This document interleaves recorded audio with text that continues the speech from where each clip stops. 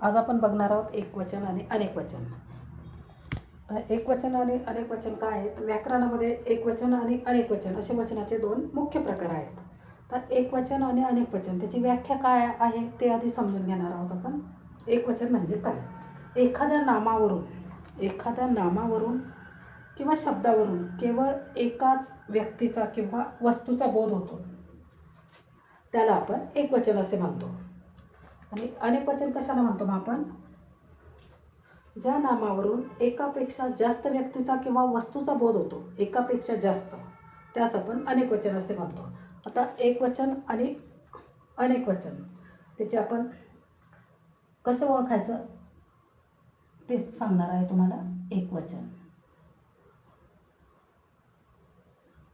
एकवचन आणि अनेकवचन. आता एकवचन झाड हे काय झालं? एकच आहे, त्याला काय म्हणणार आपण? झाड. तर एकापेक्षा जास्त असेल,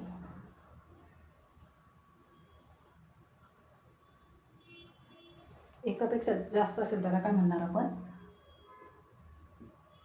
झाडे. एकापेक्षा जास्त असेल तर झाडे, ते काय झालं? अनेकवचन. फूल एकच असेल त्याला काय म्हणतो आपण? फूल, ते काय झालं? एकवचन. आता एकापेक्षा जास्त फुले असतील, ते काय झालं? अनेकवचन. फुले. घर काय आहे? एकवचन. घरे एकापेक्षा जास्त असतील त्याला काय म्हणतो आपण? घरे. साडी एकच आहे तिला, ते काय? एकवचन. एकापेक्षा जास्त असतील तर ह्या साड्या एकापेक्षा जास्त आहेत त्याला काय म्हणतो? साड्या, ते काय झालं? अनेकवचन. फुगा एकवचन. फुगे जेव्हा जास्त असतील ते एकापेक्षा जास्त, त्याला काय म्हणतो आपण? अनेकवचन मध्ये गेलं ते. फुगे. दार एकवचन. दारे अनेकवचन. खिडकी